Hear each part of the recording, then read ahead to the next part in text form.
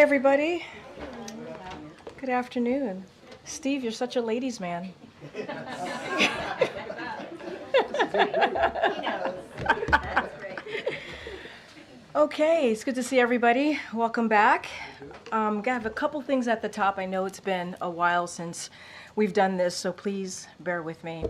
So I want to begin by discussing the devastation caused by Hurricane Beryl, which President Biden just addressed directly. This already deadly storm was upgraded to a Category 5 storm as it heads towards Jamaica. The president has been briefed on Hurricane Beryl, and our administration is in close touch with territory and local officials. USAID and FEMA has resources and supplies pre-staged in the region with staff and partners ready to assist. We urge residents to stay vigilant and heed the warnings of local officials. You heard that from the president as well. Next, I want to express our disappointment in yesterday's district ruling, which blocked our temporary pause on pending approvals of liquefied natural gas exports. While congressional Republicans and their allies continue to deny the very existence of climate change, President Biden is committed to combating the climate crisis with every resource available.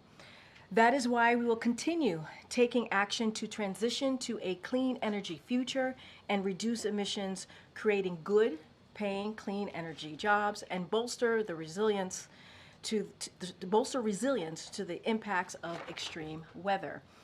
I'll now turn to sharing how we are delivering for American workers and lowering costs for them.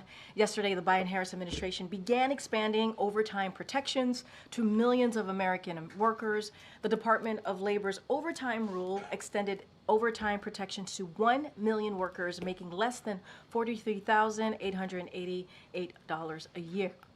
And next year, it will extend protections to another 3 million workers by increasing the overtime threshold to $58,656. That means higher paychecks or more time with family for millions of workers.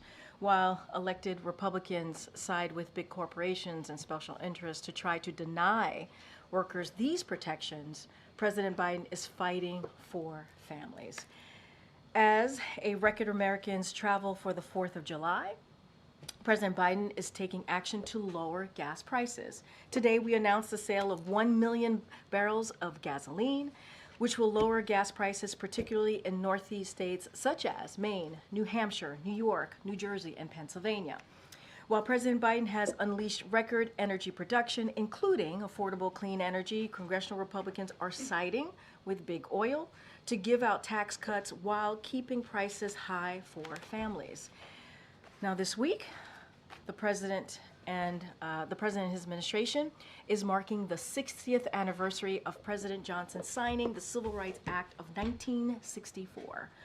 This landmark legislation prohibited discrimination on the basis of race, color, religion, sex, or national origin, and serves as the legacy of generations of courageous and extraordinary Americans who fought to fulfill the promise of our nation. Despite this critical step forward, securing our civil rights remains the unfinished fight of our time.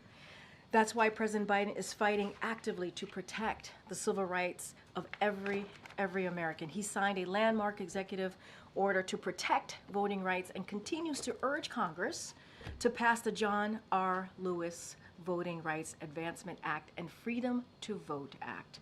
President Biden appointed Justice Ketanji Brown Jackson, the first black woman to be on the Supreme Court, and has appointed more black women to the federal appellate court than every other president in history combined. He's also creating opportunities for every American to thrive, investing historic amounts into HBCUs, and changing our country's failed approach to marijuana, which disproportionately impacts communities of color. You'll continue to hear more from this administration to mark this major anniversary. And finally, thank you for your patience. And finally, we have a few schedule updates, so wanted to share the following with all of you. This week, the president will speak with Hill leaders and Democratic governors. He will travel to Wisconsin on Friday. He will conduct a sit-down interview with George Stephanopoulos from ABC News while on the campaign trail. He will travel to Philadelphia on Sunday. And next week, I know you guys are going to be really excited about this. He will host a press conference during NATO. This is in addition to the previously announced events this week, and I will be happy to take your questions. All right, Colleen, go for it. Thanks, Karine. So there are growing calls from Democrats, including members of Congress, for the president to step aside for the 2024 election because he's not capable of serving another 4 years. What is his response to this? So let me just step back for a minute and I guess deal with the questions that have come in about the debate. And honestly, this is something that the president has addressed himself multiple times since this past Thursday. And first of all, I want to say we understand the concerns. We get it. The president did not have a great night, as you all know, and many of you reached out during the debate. The president had a cold. He had a hoarse voice. You all heard it. That's why you reached out. But I will say this, and the president said this over the past couple of days, certainly right after the debate. He knows how to do the job. And he knows how to do the job, not because he says it, because his record proves it. Because for 3.5 years, almost 4 years, the president's record has been unprecedented, delivering for the American people. Another thing that he said that I would add is he knows right from wrong, he knows how to tell the truth, and again, he knows how to deliver for the American people. Joe Biden is a person, take away his title, he is someone who has dealt with tragedy. He is someone who has confronted that head on. He is someone who knows how to get back up once you've been knocked down. That is something that he understands very, very well. And I think, and we believe, that's something that many of Americans across the country understand as well. And he knows how to come back. He knows how to come back.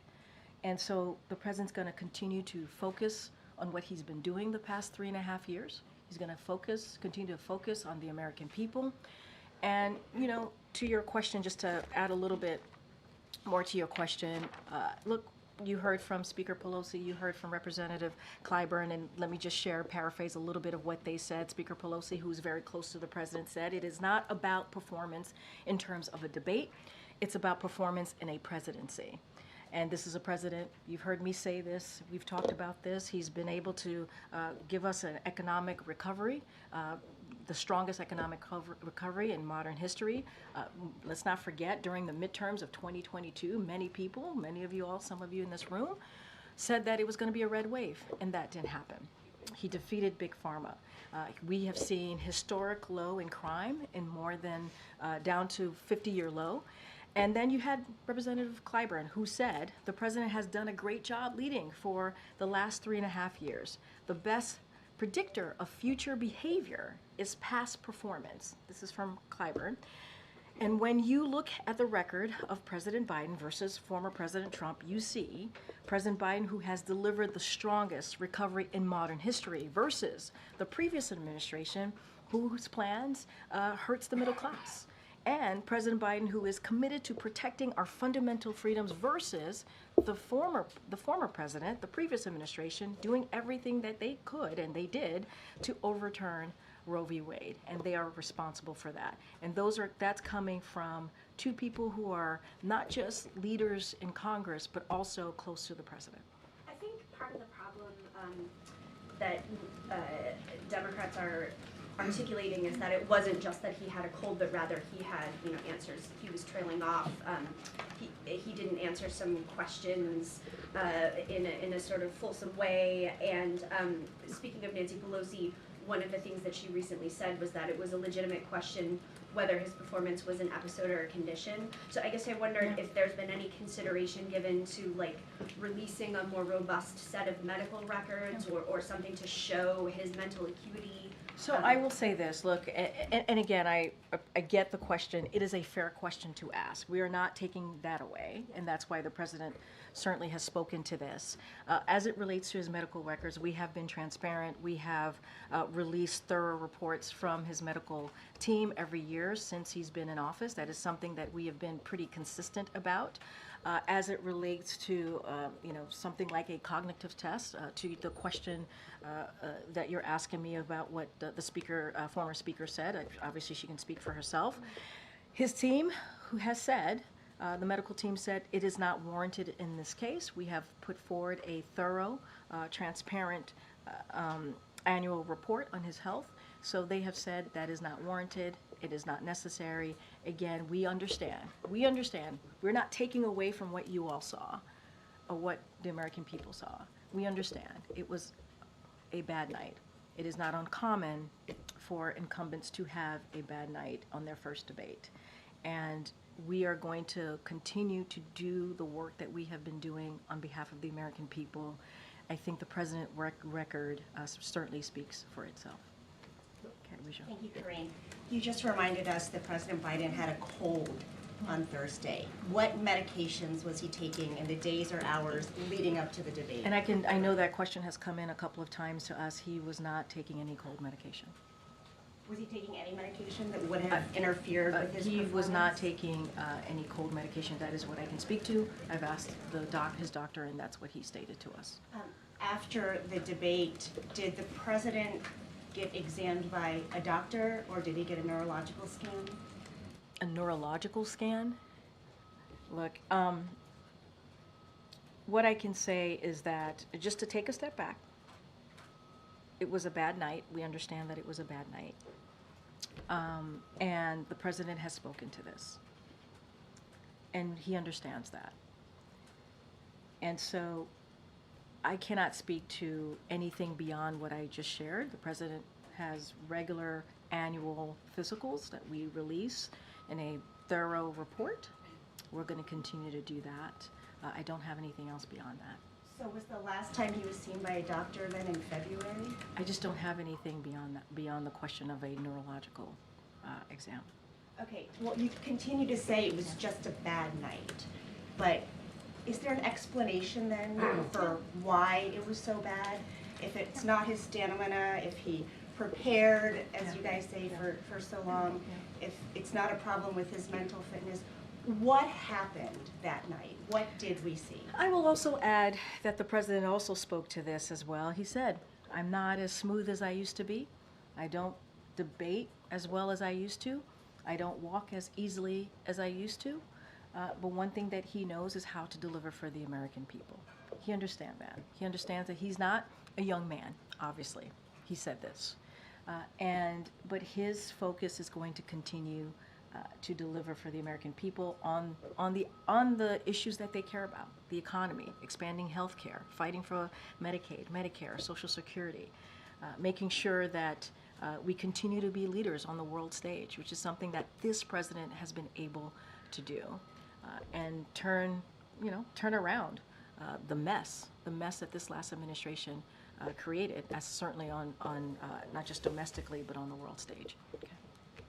Is anyone in the White House hiding information about the president's health or his ability to do the job day to day? Absolutely not. Given the fact that it's more than a bad night when his political future is threatened, would he be willing to provide more medical information? Would he be willing to have Dr. O'Connor provide more to answer these questions? Look, Kelly-O, certainly understand the question, appreciate the question, but what we have provided has been very transparent. But it's Has not been- recent, has and been- the country watch. But February was this year. It wasn't too long ago. It was indeed this year, and we provided transparent report, a thorough There were report. many Americans who were concerned about his capacity. Was he okay? What happened? And we've now gone several days where he has only done teleprompter comments. He has Okay. not taken questions. I know you've announced a press conference. We Yeah. appreciate that. An interview. We appreciate that. Yeah. But there is a period of time here where the public is trying to understand what happened. And the president could help to answer that by engaging with us in an unscripted way right now. So let me just say a couple of things. There's a couple of things that you said that I do want to address. Number one, less than an hour after the debate, he went and he engaged directly with the American people, right? He went to a watch party. He was in a room with hundreds of supporters who watched the debate. And when he walked in, they cheered him on. And he did a photo line with them for some time. Some of your colleagues had an opportunity to speak to these supporters. He did that. And that was something that he was able to do right after. And then we stopped at a Waffle House, as some of you all know, and spoke to a packed restaurant. So he spent some time there. Then the next day, he went to North Carolina, spoke in front of hundreds of supporters there who said, "We support you, Joe. We love you, Joe." And so he was able to do that. In those 2.5 days or so after the debate, he went to 4 states and engaged with supporters, engaged with American people, everyday people, heard directly from them. And let's not forget, when we landed in North Carolina, I think it was like 2 a.m. in the morning, he engaged with supporters there as well. So the president has been out there. He's been listening to supporters. It's something that he loves to do, not just supporters, but American people out there, everyday people who appreciate what he does, who wants to hear more from him, as you just stated, and got that opportunity to do just that. I think it matters that he's going to do an interview on Friday. I think it matters that he's going to go to Wisconsin and do that, right? Engage with everyday people. We're going to continue to do that. Nothing has changed in that regard. We're going to continue to be out there. He's going to be in Pennsylvania as well this weekend, as I just stated. And one more. We're reporting that Hunter Biden has been in some meetings with senior advisors. Why is the president's son involved? So a couple of things I saw that reporting as I was coming out, so a couple of things there. Look, the president, as you know, is very close to his family. This is a holiday week, 4th of July. He spent time with his family, as you all know, and reported at Camp David. Hunter came back with him and walked with him into that meeting, that speech prep, and he ended up spending time with his dad and his family that night. That is basically what happened. It is a week where there's going to be more family members who are going to come to the White House. I'm sure you'll see some of them on 4th of July. Many more are expected to be here. No issue with family being in the White House. The question, though, would be, is he participating in meetings with senior advisors? What I can say is that he came back with his dad from Camp David. He walked him into the speech prep, and he was in the room. That I can tell you, he was in the room. Anything else coming out of that reporting I can't speak to, but I can say that, he's close to his family, which is not unusual. They were together at Camp David. They came back together. You're going to see a lot more family this week. Okay. Thank you. Thank you, Karine. I want to go back to that question that Pelosi raised earlier today. Sure. Pelosi said it's a legitimate question to ask if this is an episode or this is a condition. Which one is it? Well, what I can tell you is that he had a cold and a bad night. I would not see this as an episode. I would see this as what it was and what we believe it to be, which is it was a bad night. And he did, on top of that, he had a cold. And that is the reality of the situation. That is the reality of what happened that night. You've certainly seen the reporting out there that this is not just a standalone instance, that other people are saying that this has happened before. One, do you see these as legitimate questions? And also, are you being straight with the American people on this? I see it as a legitimate question. I do. And I have said it is a fair question to ask. The president sees it as a legitimate question. And I think also the president saying, I am not a young man. I'm not as a smooth talker as I used to be. I don't walk as easily as I used to. I don't debate as well as I used to. I mean, the president is admitting and saying, and this is not the first time, right? He's talked about his age. He's joked about his age many times before. And so you heard that directly from, and we are acknowledging what people are seeing. But we do believe this was in this instance, it was a bad night. Is he disabled? No, and let me finish with your colleague, please. And I know, but shouting out, come on, you know better, come on. Just one final question. Immediately after the debate, we started to hear the concern from Democrats on Capitol Hill, calling it just flat out a disaster. Why didn't the president immediately personally reach out to leaders on Capitol Hill, like Leader Jeffries and Leader Schumer? Look, I can say this. Right after the debate, we were on a 2.5-day swing, 4 states. the president was out there hearing directly from the American people, engaging directly from the American people. Obviously, he respects the Democratic leadership. It is leadership there that has helped him deliver for the American people an unprecedented record on behalf of Americans across the country. So we appreciate them for, obviously. But he was out there. He was out there directly with supporters, engaging with them, whether it was at a tarmac, whether it was at a rally, whether it was at a watch party or a fundraiser. And I think that's important to note too. And he was hearing from them. But at the same time, those leaders, Democratic leadership, was hearing from members of his team, high-level senior members of his team. It's not like we were silent. It's not like we were quiet. It's not like we were not engaging with them. We were. And now that the president's back at the White House, he's going to have some time to talk to these Democratic leadership on the phone. I mentioned Democratic governors. He's going to do it with leaders on the Hill as well. And that's important. And then he's going to go back out into the states, obviously, and talk to Americans there. So he's going to do both. What's his message going to be to the Democratic governors and Hill leaders when he talks to them? So I'm not going to get into a private conversation. We wanted to share these meetings. I know it was getting out there, it was floating out there, and I know it was, and we just wanted to confirm that that we were indeed having these conversations. But we normally, as you know, our posture is not to dive into private conversations. He'll have these conversations. I think they'll be important. They'll hear from him. He'll hear from them. But I also want to note that there is a regular engagement with whether it's intergovernmental affairs or the Office of Legislative Affairs, regular engagement from my colleagues here with governors, with mayors, and also obviously with congressional leaders. That is something that is a regular engagement. Obviously, the president himself will engage with them this week. Karine, does he still have a cold? He seemed to be clearing his throat a bit. He still at has a the cold. last event. Yes, Okay. I asked. He still has a cold. Okay, thank you. Yeah. Okay. Thanks, Karine. You've said a couple of times now that the White House has provided thorough medical records for the president. The White House released a 6-page summary back in February. I don't think that was a full accounting necessarily. And Dr. O'Connor, in that memo, described the president as, quote, a healthy, active, robust 81-year-old male who remains fit to successfully execute the duties of the presidency. I think that is clearly not what the majority of Americans are seeing. And we have a new poll from CBS News that says 72% of registered voters say the president does not have the mental and cognitive health to serve as president. So are you saying that the majority of Americans are misguided and that they just need to trust Dr. O'Connor and take him at his word? So a couple of things, and I want to say the president is feeling better, and you saw him last night, you saw him today, but he does indeed still have a cold. Look, I want to be very sensitive here, and I think it is important to be sensitive here. We understand how the American people are feeling. We get it. We do. And I do not want to take away from that. I'm not going to speak. I know that there was, you all did a poll, CNN did a poll.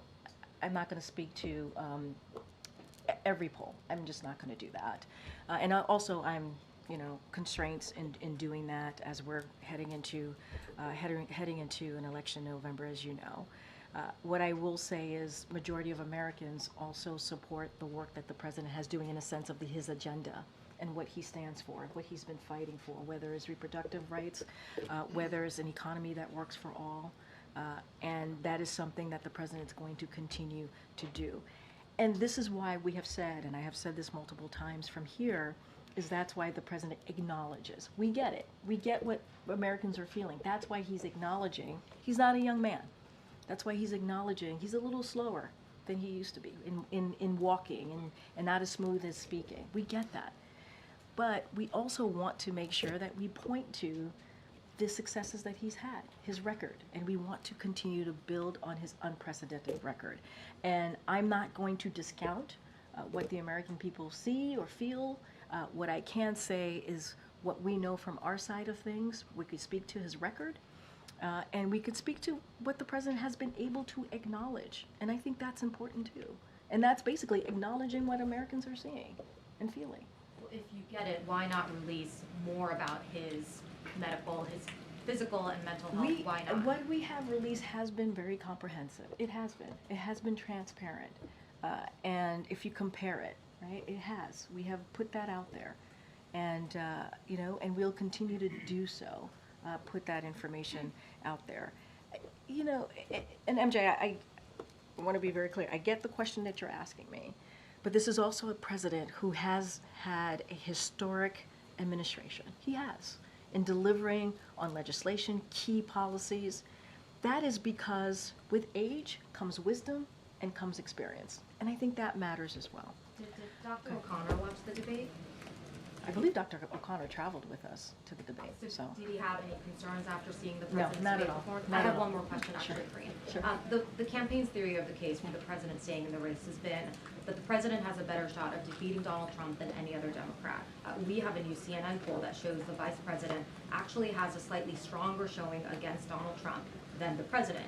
So how does the president explain not passing the baton to his own 59-year-old vice president, given that kind of data? So look, as you know, I'm constrained to speaking directly to your poll, and I get it, and I hear the question. I got to be mindful. That is something for the campaign, as you started saying, what the campaign has laid out, their argument of the case. That is something for them to take up, and that is something for them to answer. What I can speak to is the president's record, what I can speak to, what he's been able to accomplish, and the things that he's been able to do and get done is actually in line with majority of Americans, and I think that's important too, to note. And again, I will say, with age comes wisdom and experience, and that's certainly something that the president brings. Go ahead.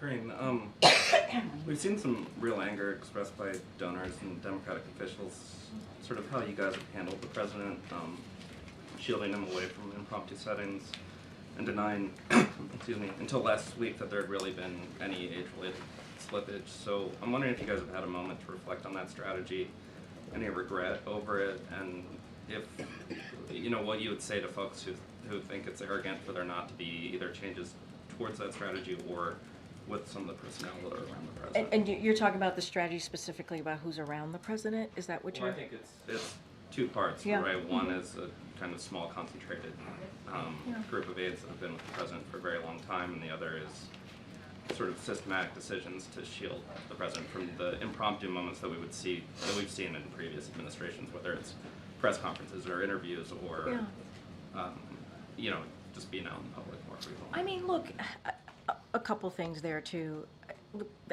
This year, the president has done more than 40 interviews, and unscripted, right? Those interviews are unscripted. He has done more than 500 gaggles, right? Of course, unscripted, talking directly to many of you. Well, let me just finish. And so he enjoys doing that. He enjoys engaging with all of you, and we're going to continue making sure that happens. I will say this. Obviously, this is a president that was a senator for 36 years. He was a vice president, as you all know. I'm just repeating things that you all know, for 8 years. And so he has long time, you know, advisors that have been here with him for a long time. I don't think that's unusual. He also has people who are new to the administration that also advise him. Look, I've been in meetings with the president where it's been a diverse group of people, and he sees us, and he knows the reason why we're sitting in front of him is that we have something to share, and he wants to hear from all of us. I've heard him say, "Hey, what do you think? What do you think?" And so my experience has been that world is indeed open, and that he does get to hear from a diverse group of people. That has been my experience. But it is not unusual for someone who has been around for that long of time to have a group of people that's been around him for a minute, right? And I think that makes sense. There's nothing about that is nonsensical. That actually makes sense.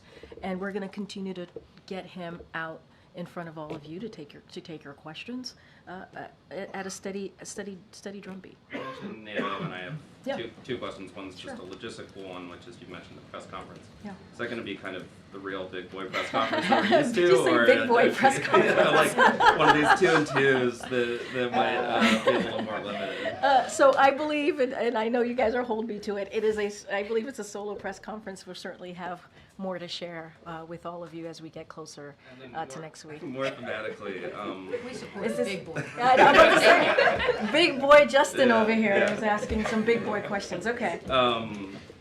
what do you know, the president's not the only leader Yeah. that's entering that NATO conference a little bit on the back foot. Emmanuel Macron has had some electoral losses. The UK is obviously going through a big election right now.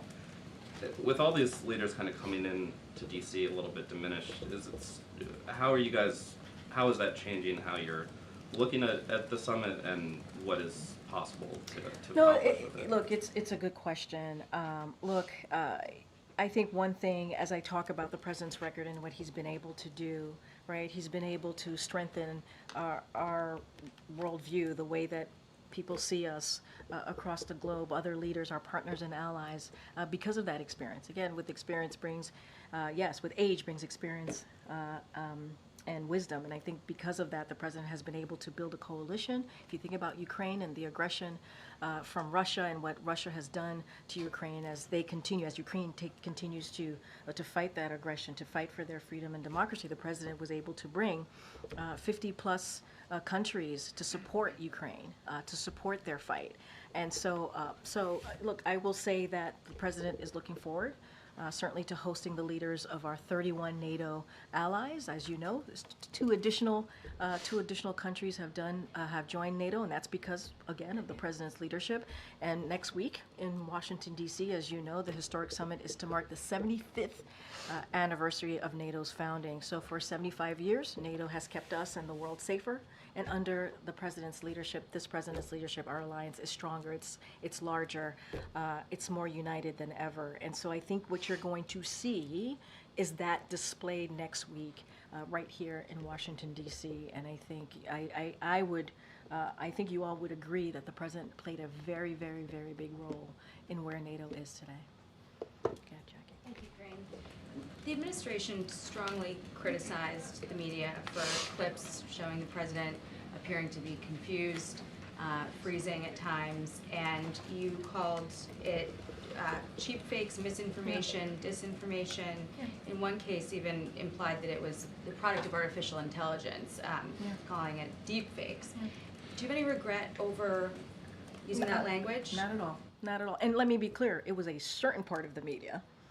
And, I mean, you can speak to this better than I can. A certain part of the media which was doing this. And look, independent mainstream fact checkers in the press and misinformation experts have been calling out cheap fakes. And at the end of the day, they're fakes. That's what they were. Targeting the president. They had said, the reporters and these misinformation experts said that this president was being targeted. And what we did was echo them. That's what we did. And look, we'll certainly continue to call that out. And the cheap fakes didn't come from me. I didn't coin that. That didn't come from this White House or this podium. That came from the media. They called it cheap fakes. And they said this president, President Biden, was being targeted on misinformation. It was purposefully being done to this president. And what we did is we echoed that. So I don't regret it at all. Well, the It was just the administration facts. also used that sort of approach to counter the Wall Street Journal report, for instance, that interviewed 45 people over several months who criticized, the president's handling of himself in meetings, and broadly. Which approach? I'm not following the Talking question. about the president's age being a factor. I don't understand where The approach from the cheap White House fakes to criticize was the related. reporting, to basically cast the reporting as not true. And broadly, this has been, the reason I ask is like the administration's response to our questions often seems to be, don't believe your lying eyes, the border is secure, Afghanistan withdrawal was a success, inflation is transitory.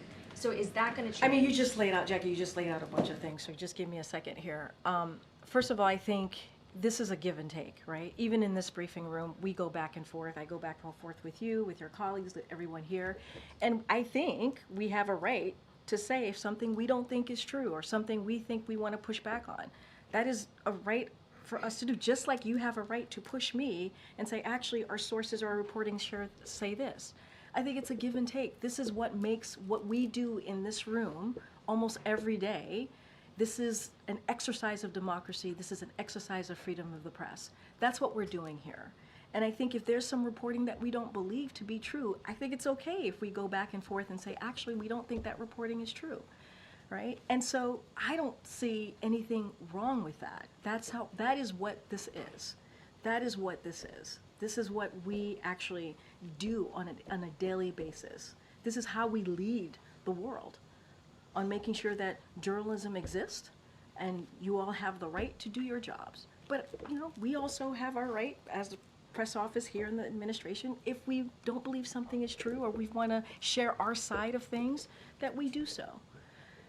You know, look, on the other things that you just listed, you know, I've talked about this president's record a lot, often here, in this just however minutes I've been at this podium. And look, when it comes to the economy, the data shows it. When it comes to healthcare, the data shows it.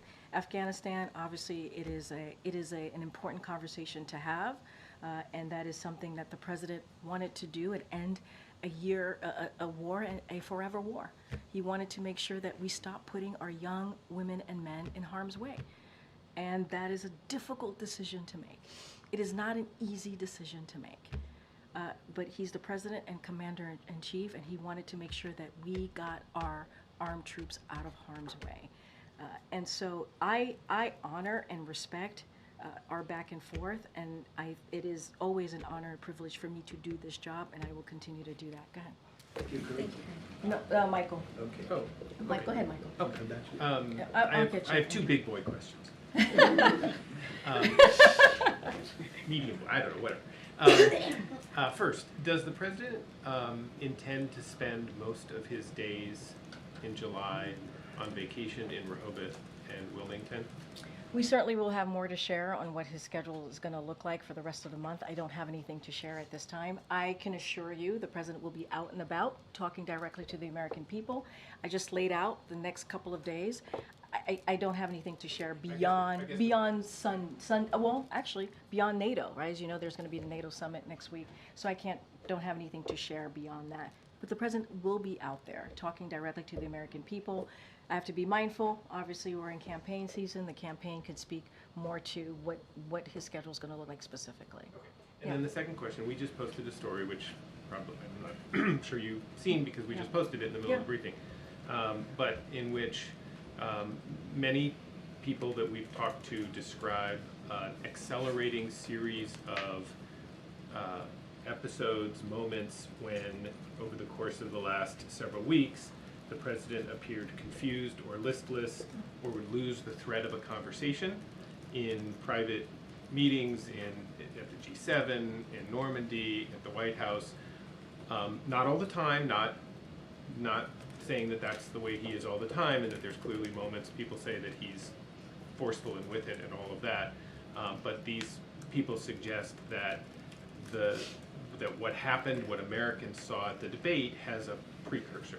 What do you say to that? So I want to be mindful and respect your reporting. I have not read it. I have not seen it, so it's hard for me to respond to it directly. But what I can speak to more broadly is that I have engagement with the president pretty regularly. What I see is a strong, resolute president who's always willing and able to work on behalf of the American people. I do not know who these folks are that you speak of, so it's hard for me to talk about that and to speak to that. I can just speak to my experience and go back again on the president's record and what he's been able to deliver on behalf of the American people. So I do want to be mindful. I guess just one follow-up. Sure. Is 50 million plus Americans saw the debate last Thursday. They get a very different story from you. You just described a very different sounding president. Obviously, other administration officials describe him very differently than what people saw. How do you reconcile those two versions of a president, one who appeared the way they did to millions of people and the other who appears always to be, sort of very forceful and not have any of those? I mean, look, the president spoke to this. You heard me speak to this. we believe, and others have said this, not just me, other folks who have been on networks and also obviously has spoken to all of you, is it was a 90-minute debate. It was a bad night. That's what we believe it to be. We're not taking away what people saw. We're just not. That is, want to be very clear about that. You know, we want to also make sure people understand that the president realizes. You know, I keep saying this over and over again. He said he's not as young as he used to be, and he has addressed this over and over and over again. But you saw him last night, right? You saw him last night. You saw him at the rally. You saw him at the watch parties. There's been many instances. State of the Union. You saw him take on Republicans by himself, and what was happening back and forth in the State of the Union. There has been also many instances where the president has really showed his strength and resolute that all of you have seen and commented about it, you know. And so I think we cannot forget that as well. And we also heard from, you know, President Obama, who himself has said, you know, his first debate wasn't great. He talked about that. And most incumbents, their first debates aren't great. And so, look, we're going to continue to build on the unprecedented record by continuing to fight for the American people. That is our commitment, and that's what we're going to continue to do. Thank you. Thanks, Michael. Go ahead. Thanks, Karine. I have two questions. But to follow up on that, you talk about how you've spent time with the president. You know, when you're looking at the time you've spent with him, have you ever seen the president have a bad night like we saw on the debate stage during your time here at the White House? No. So were you surprised by what you saw on the debate stage? I mean, look, I know that he had a cold. Many of you were reaching out to us, to my team and myself directly. You heard the hoarse voice. We were able to confirm he had a cold. He was under the weather, obviously. Look, you know, we all have bad nights, right, or bad moments. It is not unusual. I just said there have been incumbents, most incumbents, for their first debate. You know, it doesn't go well. So it's not also unusual in that regard as well. So, look, you know, we're going to move forward. That's what we want to do. We want to look forward. We just announced some engagement that the president's going to have. We announced, obviously, the interview with ABC and George Stephanopoulos. He's going to go to Wisconsin. He's going to go to Pennsylvania. We're going to have a press conference next week. We want to turn the page on this. And we want to turn the page for the American people as well, because we know that they need to see him out there. He's going to continue to be out there. He has been. And we understand how important that is. And so we're going to turn the page. We're going to get out there across the country. Americans are going to see him for themselves. And I think that's going to be very important as well. And has the president had a chance to speak one-on-one with Vice President Harris since the debate? I can't speak to any conversations that they've had, and so I'll just leave it at that. I don't have any readout of a conversation between the two of them. Thanks, Karine.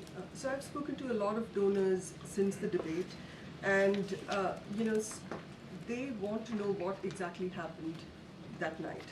So just to follow up on MJ's question, I know you said he hadn't taken any cold medication. Was there any other medication he had taken? That's what many of them are asking. No, I understand. I was asked about the cold medicine. I asked about the cold medicine. He was not taking any cold medicine, and I don't have anything beyond that. I don't have anything beyond that to share.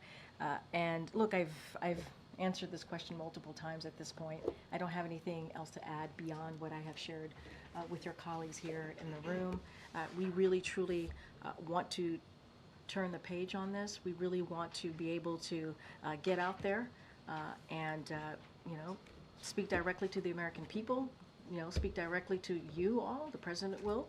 And I think that's important too. Look, and not forget what this president has been able to do the last 3.5 years.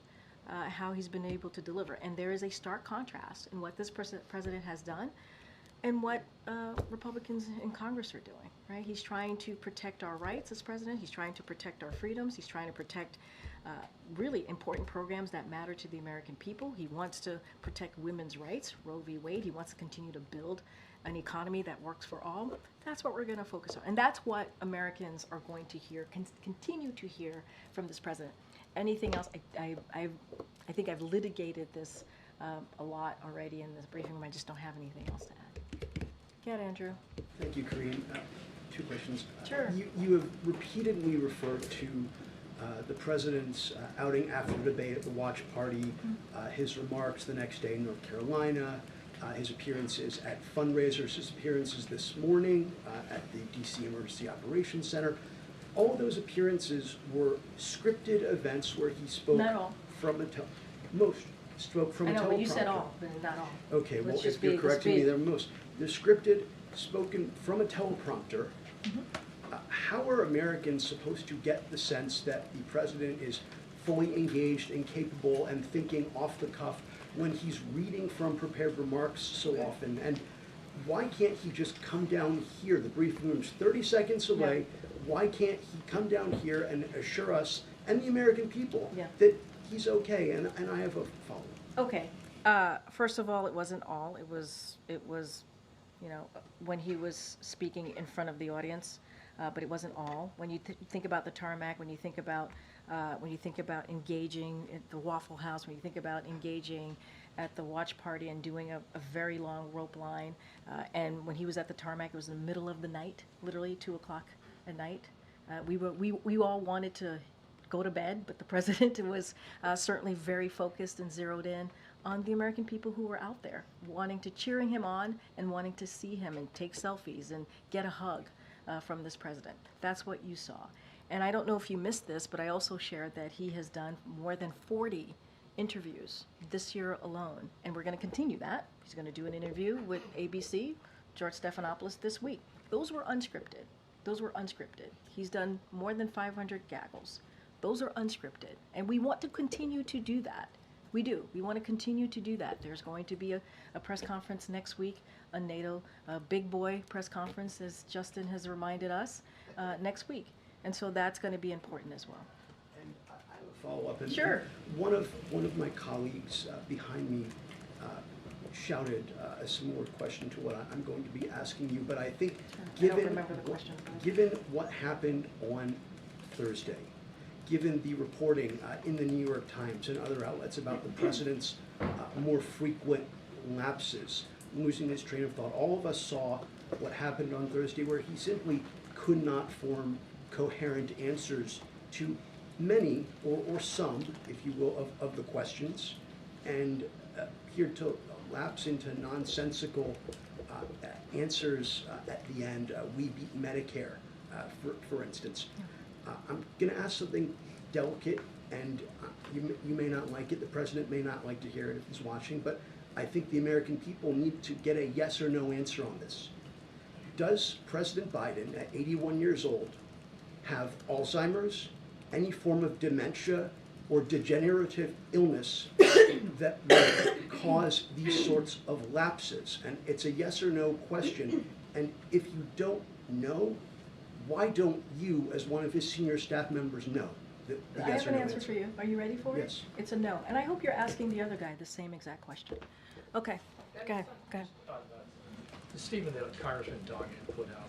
Yeah. Does the president feel like members, the Democratic congressmen, should be able to speak their minds on this, or does he think, calling for him to withdraw is hurting the party writ large? I mean, look, that's something about the Democratic Party that we really respect. It is a big tent party. Many people are going to have their opinions.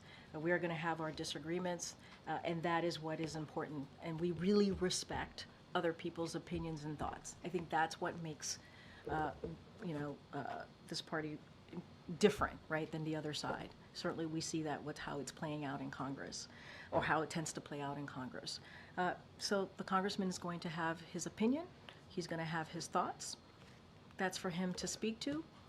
We are not, this is not a president that's about his personal politics. That is not this president is all about. He doesn't care only about himself. That is not what this president is all about. And I also read out some supportive statements that we've heard from leaders of Congress. Former Speaker Pelosi, I read out what she laid out. I read out what Congressman Clyburn has said. And I think that matters as well. And you all have heard from multiple supporters over the past couple of days since Thursday. And I think that's important as well. And just to be clear, just to be clear, the president has not spoken to either Senator Schumer or Leader Jeffries? What I can say is that the president plans to speak to them this week. I don't have anything Is there a beyond. reason though it's been 5 days? I Well, mean, you think they would have spoken? no, I hear you. I addressed this moments ago. The president was on the road for 2.5 days, did 4 states. His advisors, his high-level White House officials were talking to congressional members, as some of you have reported over the past couple of days. I think that's important. They have regularly engaged, not just with congressional members, with governors, with mayors, and then there's the campaign that does it on a political level, right? They've had regular calls. I think some of you have reported on that as well. Now this week, the president is going to take some time and talk to those congressional members. And as I stated, also to Democratic governors tomorrow. Okay. You mentioned that sometimes that candidates have a bad first debate. There's been a lot of discussion going around, and of course, no decision yet, but that maybe there isn't a second debate. So I want to be super careful. That's something for the campaign to respond to, but I do believe they did respond to this, and I do believe they have responded to this, and they said that there's going to be another debate, but that's something for them to speak to. And I will just quote what President Obama stressed, right? Bad debate nights happen. Trust me, I know. And then he praised President Biden's leadership and his agenda of fighting for the middle class, our freedoms, and the rule of law. And you heard the president speak to the rule of law just last night. And so certainly that will continue. But you've heard from a former president about this particular issue. Go ahead, Michael. Thanks, Karine.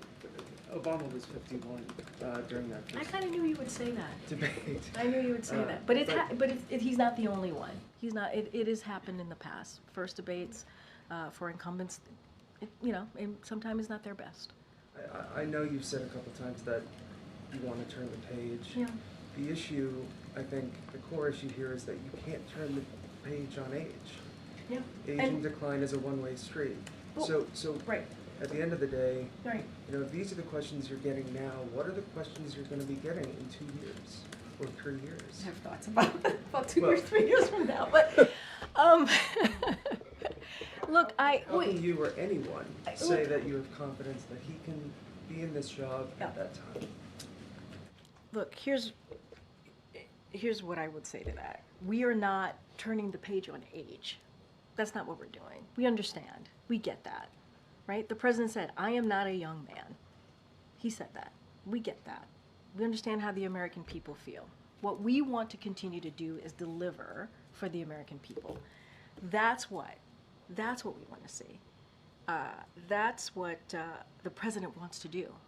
And that's the turning of page. Let's continue on the successes, on the unprecedented successes that this president has had.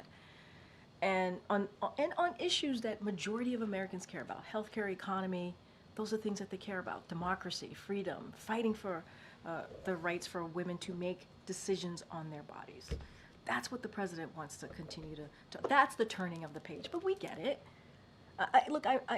I'm not taking away from that. I don't want to do that. That is not, I do not want to walk off this podium and that's what you all think. We're not doing that. And the president doesn't want you all to do that. But he can do the job. He can. The question about what gives you confidence about 2 years from now, or 3 years from now, or 5 years? We believe that this is a president that is able to continue to deliver and build on the unprecedented success that he's been able to do. That's what we believe. We believe, and he believes it. And he is determined and committed to doing that. And Michael, and I think the thing too that's important is we have been able to do things that most modern presidents haven't been able to do, and that matters as well. I know you guys are trying to get me to look into the future, but what I can say to you is this is a president that is committed to doing that. I'm not sure anybody doubts that commitment. Yeah. I think the question is, given the performance, and I apologize. No, Michael's like, no, you take it. I mean, I just think the question, it's about, it's the way we look at our elderly parents and grandparents. It's, you maybe visit them once a year and you see troubling signs because you don't live in the same city perhaps, and the first question that you go to is, I wonder if I wonder if this is like a one-time thing, or if it's something that has been happening for a longer time that we need to deal with. And the second question is, you're going where are they going to multiple be times. where are they going to be in a year? Where are they going to be in 2 years? Do we need to put them in a home? Like, all of the questions that go through that, and this is sort of the American people's version of that. I hear, and I hear you, and that's what I'm saying. Look, this is why the president goes through, medical examinations, right? And we release those medical examinations, right? We've done that the past couple of years. We're going to continue to do that. This is why we're going to go out there and continue to be out there and do interviews and talk to the American people. And at the end of the day, I got to be careful, right? Because we are in a campaign season. But the American people will see for themselves, right? And I just want to be super, super careful. But look, this is a president that has worked incredibly hard for the American people. And he, not just as president, as vice president, as a senator. And he is committed. And we cannot take away from the fact of his 3.5 years of leadership, what that has been able to do, what he's been able to get done. And that doesn't come from, that doesn't come easily. And he did it in historic fashion. He did. And the data proves that. And so, look, he's committed to continuing to make that progress, continue to work, whether it's climate change, whether it's the economy, whether it's healthcare. That is what he is committed to doing. And, he had a bad night. He did. And we are admitting that, owning up to that. You heard the president speak to that, and I think that's important for the American people to hear from us and from him as well. I know I have to go. I'll be back tomorrow, but go ahead. Thanks, Karine. I just wanted to go back to the Representative Doggett's statement. Yeah. Part of his statement, he said that Biden staying in the race could kind of work against helping to save democracy. So I know you said it was a big tent party, people have their opinions, but how do you corral Democrats when there are members of the party who believe that about the president staying in the race? And do you have a response to that specifically? Yeah, look, this is a president. He jumped into this election. This I can talk about, obviously, in 2020, and I remind you all that he beat the other guy in 2020. He won in 2020. That's why he's president. But he jumped in because of democracy, right? He jumped in because of what was happening, because he believed he needed to do everything that he can to protect our democracy and now protect our freedoms because of what happened with Roe v. Wade. Obviously, we don't agree with that. What we believe is that this is a president that has had, that is going to continue to fight for democracy, and that's going to continue to focus on making sure that, we get Roe v. Wade into law. Right? Make sure that IVF is not taken away from families. Make sure that contraception is not taken away from families. Make sure that we fight for our voting rights. Right? There are so many things that we need to continue to fight for. And at the end of the day, this is a president that has delivered, working closely with Congress and doing some of these things in a bipartisan way. And I think the reason why that he's been able to get some of these legislation done, whether it's the CHIPS and Science Act, the Veterans Act, the bipartisan infrastructure legislation, is because of who he is and because of how he has that experience to work across the aisle. That doesn't happen with everybody, and this president has been able to do that. So we're going to continue to do that work. Guys, I'll see you tomorrow. All right, thanks everybody. Thank you.